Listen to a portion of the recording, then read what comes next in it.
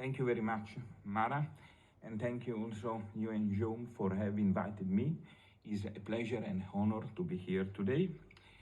Yes, I have the role of speaking about paramagnetic RIM lesion and slowing expanding lesion and their relationship with progression independent of relapse in MS. So here you can see my disclosure. As also Mara said, you know that multiple sclerosis has a smoldering inflammation that we think is at least partly related to the compartmentalized inflammation. Every time you have a breakdown of the blocked blood-brain barrier, some of the immune cells enter the central nervous system and compartmentalize in the meningeal infiltrates in the subarachnoid space that we think are related to the gray matter lesion and atrophy, and also in the perivascular infiltrate that we think are related with the presence of the chronic active lesion. As you know, not all the MS lesion after the first acute inflammation turn off. Some of these lesions remain in a state of a chronic activation, and this can be a significant damage not only for the oligodendrocyte but also for the neurons. You can see this lesion in vivo by MRI, for example, as paramagnetic RIM lesion using susceptibility weighted imaging. You can also see this lesion as a slowing expanding lesion using T1 weighted and T2 weighted MRI follow-up. You can also use, for example, the TSPO lesion using PET. But let's speak about the MRI marker. So let's start with paramagnetic RIM lesion, which are characterized, as you can see, by an hypocellular and demyelinated core surrounded by with an edge which is rich in iron and activated microglia. How can we know that in the edge there is a rich level of iron? Because we have several combined MRI neuropathological studies when the iron staining confirm that at the edge of the lesion there is iron and also activated microglia. If you look at this interesting study from Joe and colleagues, they have used the quantitative susceptibility mapping and the myelin water fraction to analyze the iron and the myelin contact in the edge and in the core of paramagnetic RIM lesion. And what they have found is that you have a high signal from the QSM and from the myelin water fraction in the edge of this lesion. What does it mean? That the QSM is probably related with the high level of iron at the edge of the lesion, and in the core of the lesion you have low level of myelin water fraction, so you are losing myelin in the core of the lesion. If you are wondering which kind of cells, immune cells, are present at the lesion edge of this paramagnetic RIM lesion, you should take a look to this paper from Martina Sinta and Daniel Reich and their group.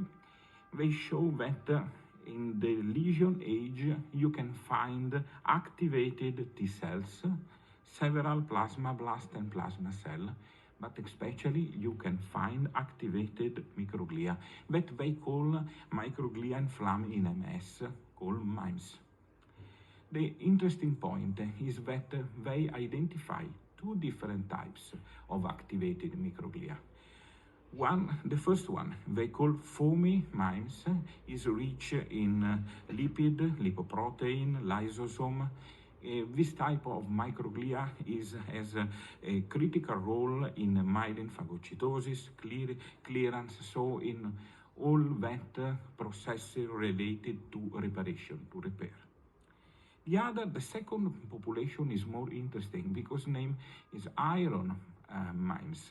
And this population of activated microglia is rich of ribosomal protein, also MHC class II protein, ferritin, immunoglobulin, and complement complex C1. All these molecules suggest that this population is implicated as the antigen-presenting cell and probably has a direct role in the propagation of the damage at the lesion edge. If you look at volcano plot here, you can see that the two different microglial populations are completely separate in terms of molecules that they are expressing. If you want to know something about the CSF proteomic profile of patient that has a paramagnetic RIM lesion, you can see this paper.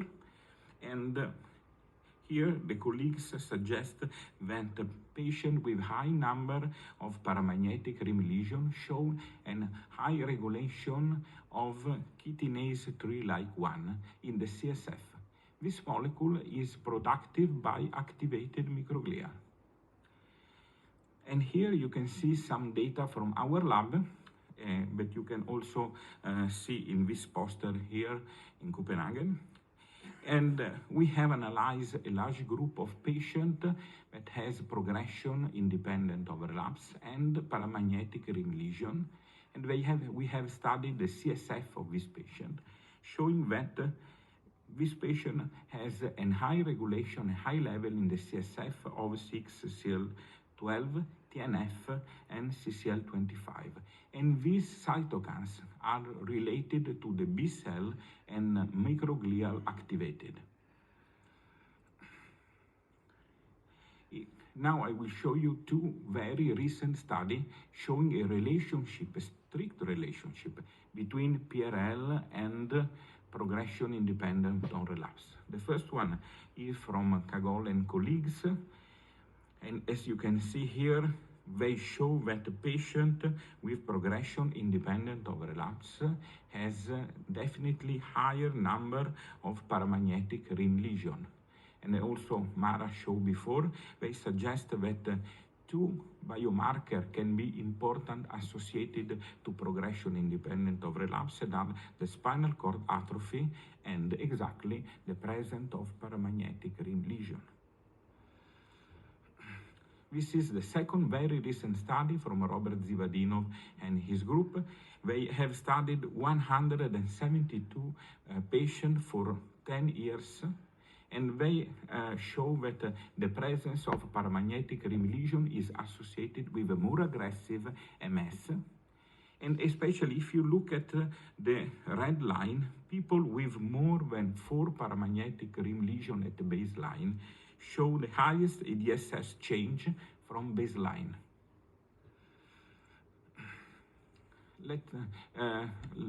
Let me spend some word also on slowing expanding lesion, because they are a different part of the chronic active lesion. They can be defined as concentrically and gradually expanding areas of focal tissue damage which are independent of the gadolinium enhancement. If you look at patients with secondary progressive MS, they have a higher number of slowing expanding lesion compared to relapsing remitting patient. But when you correct this data for age, gender, and especially for the T2 lesion volume, the total T2 lesion volume, you lose any difference between secondary progressive and the relapsing remitting. Thus suggesting that slowing expanding lesions are not characteristic of the progressive MS. They are a frequent and early phenomenon even in the relapsing remitting, and you have no difference with secondary progressive when you correct for the total T2 white matter lesion. This is a very interesting study from Chris Turner and colleagues. They use a linear regression analysis to demonstrate that there is a very strict association between atrophy, EDSS, and you can see here, and the volume of the slowing expanding lesion. And here, Huerta and colleagues had used the myelin water fraction and also the magnetization transfer ratio to analyze this lesion in cross-sectional, and they show that this lesion has a reduced myelin water fraction signal and MTR signal compared to non-slowing expanding lesion, so these are more damaged lesions. And more interesting, they also follow this lesion longitudinally, and if you look at white matter fraction longitudinally, you know that these lesions are losing myelin, so the damage is ongoing over time. And this is a more important study from my friend Paolo Preziosa and the San Raffaele group. They try to understand which are the predictors of the disability progression.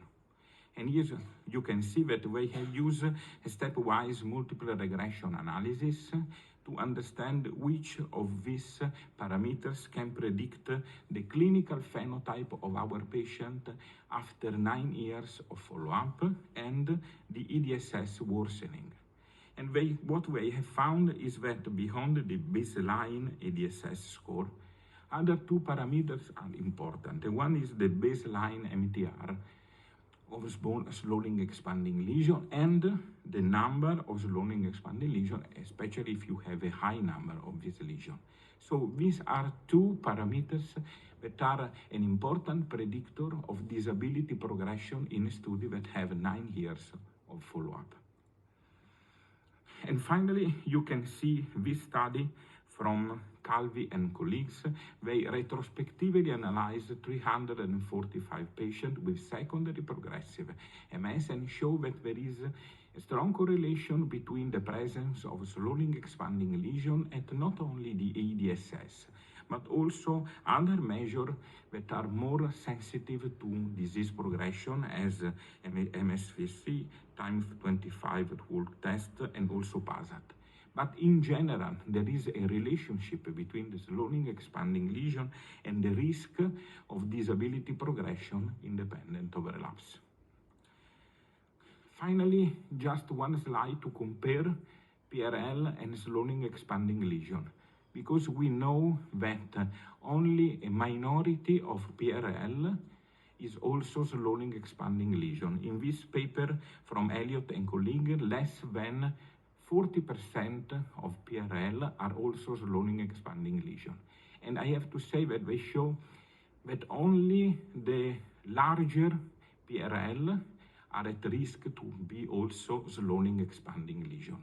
Another important point, the double positive lesion, so PRL, which are also slowing expanding lesion, are of course this with more damage inside, which is, I think, expected.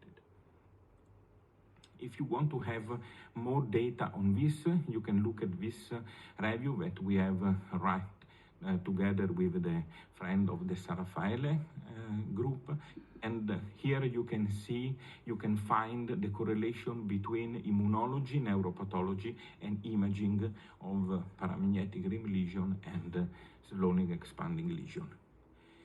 And to conclude, just a few take-home messages. The first one, chronic active lesions are a frequent phenomenon in MS, a very early phenomenon, and probably are the consequence of the compartmentalized inflammation in the perivascular spaces.